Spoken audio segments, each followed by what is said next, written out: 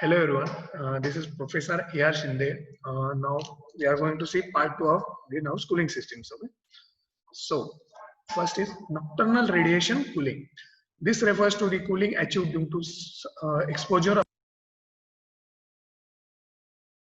to heat loss by the emission of long wavelength radiation. The method works nicely without consuming any water, unlike evaporative cooling systems. As the whole greenhouse structure is exposed to the sky, it has been the most effective long wave radiator. The net radiant exchange depends on the temperature difference between the emitting surface and the effective temperature of the atmosphere. If there is a large day-night temperature change, then night radiation loss will be more. Further, air temperature, its vapor pressure and clouds in the sky affects the radiation exchange process. Clouds are very effective in blocking the outgoing radiation, whereas the table 3.8 shows the effect of air temperature and vapor pressure on the radiation. The accumulated heat inside the greenhouse losses to the night sky, which acts as a large heat sink so that its temperature falls to or cooler than the ambient air temperature. Radiation cooling is very effective in hot, dry climate. In high humidity conditions, condensation from atmosphere may take place on the radiating surface because its temperature may fall below dew point. In that case, the condensate transfers latent heat of vaporization to the surface, tending to keep it warm. As a result, cooling is not achieved. So, nocturnal radiation cooling is a radiation process in which the cool night sky or the greenhouse is covered with the cool night sky. Okay, means there is a transfer of the external night air, cool air into the greenhouse.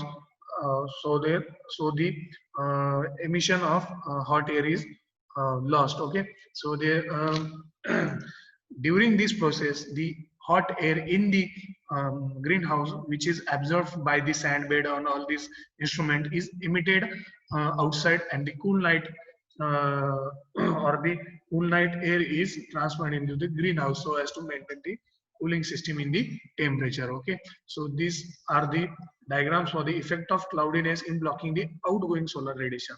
So this is used for the blocking of solar radiation, or the radiation cooling is done with the help of this method by transferring or by condensation process. Also, the amount of radiation exchange is also given by watt per meter square. Okay, so this is used while designing or in designing process. Okay, so next is first horizontal surface. As we have seen that the sky temperature is always lower than ambient air temperature by 12 degrees Celsius. With clear night sky, the northern sky is often cool even during the day. It acts as a cooler heat sink with respect to ambient air in the ambient air the day night. A horizontal surface is the most effective radiative configuration. Exposed horizontal surface loses heat to an ambient air by convection and radiation till its temperature reaches equals to dry bulb air temperature. And so there is heat losses from ambient air surface to the sky by long wavelength radiation exchange.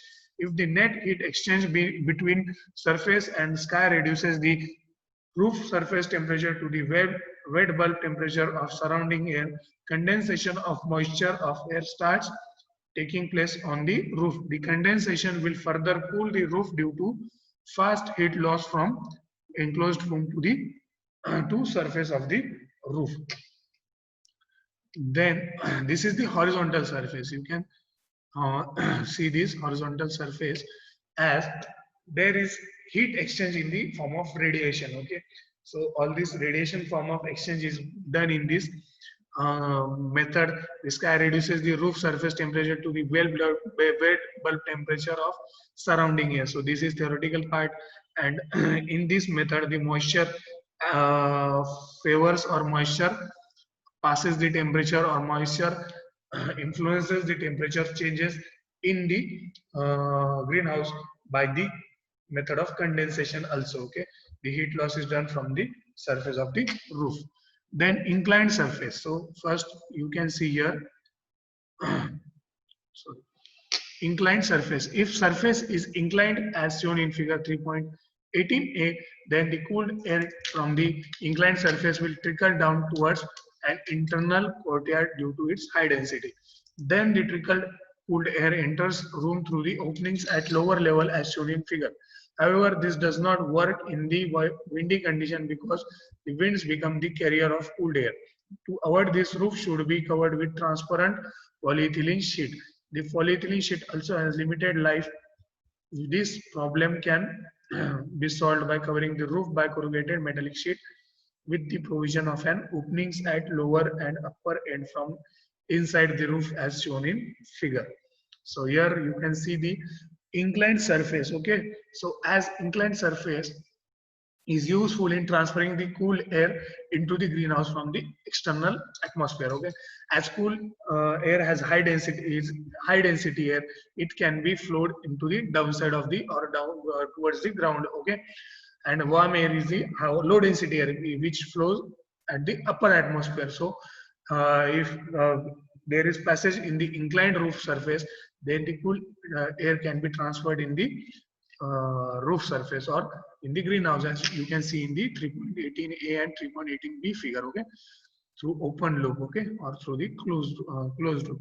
It is through the open loop in the first figure, and second it can be in closed loop. So then next, cooling by night convection, windbreak. In addition to cooling of greenhouses by nocturnal radiation in warm regions where night temperature in summer is lower than desirable temperature for plant growth below 20 degrees Celsius, it is possible to store the coolness of night air. If the wind speed is sufficient at night, the air flow through the greenhouse or through any separate thermal storage material such a gravel or rock can be induced naturally. Consequently, the coldness of night air can be stored either by plant mass or by separate gravel or rock bed unit. This stored coolness can be used to cool greenhouse in following day. So here also they have store in this method also they store the wind coolness of the night air in the greenhouse structure. Okay, then the gravels or the rock bed or all these material that is stocked in the greenhouse absorb this air and maintains the air temperature within the greenhouse. Okay, then next is movable insulation shading. The entry of the entry of direct radiation through covers into the room is the source of maximum heat gain inside the greenhouse. The entry of direct radiation can be controlled through use of movable screen insulation, deciduous tree and plants. Shading against direct radiation is easiest to provide on south wall. The east and west walls can be protected by combination of horizontal and vertical louvers.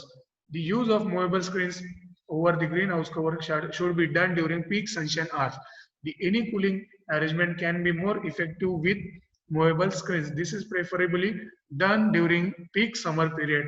The arrangement has been shown in figure 3.19. SCO has studied the solar transmission inside and outside greenhouse for climatic condition of Denmark during October 1987 to May 1988. An experimental greenhouse facing east-west with a roof slope of 25.5 degree was considered. The radiation was measured from different directions and under different covering materials. The position of 6 sensors have been shown.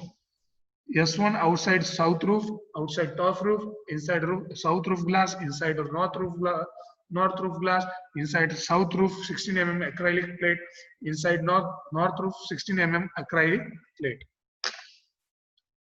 So we'll see. So here they have told about us about the movable insulation or shading or providing any obstruction which can be moved whenever possible. Okay, whenever we want. Okay, so this has to be done. So the obstruction which can be movable as per our requirements should be used here. Okay, so in this method the louvers are provided which can be horizontal, which can be vertical, our requirement. Okay, so whenever we require a hot air or warm air or we require any cool air at night time, we should open the louvers. We can be able to open the louvers, which can be very useful to us. So here there are the position of 6 orientations are given here, where we can provide these types of louvers where to enter the to get the entry of these types of airs. Okay, so these are at outside south roof, outside top of roof, and there are like this 6 types. Okay, so this is the figures in which we can see used movable screens are used during peak summer. Okay, so in this you can see here in this diagram, single layer of glass, double acrylic plate. So here double acrylic plate, and their kilowatt or kilo their density is given of the record year of May 88. Okay, so experimental greenhouse without thermal screens. Okay, so here without thermal screens are used. Okay, the sensors were placed 80 centimeter under the roof. The measured data of radiation for single layer of glass and double acrylic plate has also been shown in the same figure. The study shows that the radiation is the same through a single layer of glass and acrylic plate on the north side. On the south side, there is reduction of transmission by 11% in the case of double layered acrylic plate. The other methods to reduce the transmission of for thermal cooling has been shown in figure. Okay, so here you can also see from the figure how is the entrance of the airs. Okay, so thermal screens, first is thermal screen system, shading screen only on the south roof, 2-port system for thermal cooling, 2-port system for thermal heating. So this is the type and this is the orientation of the cooling screens, thermal screens, and how is the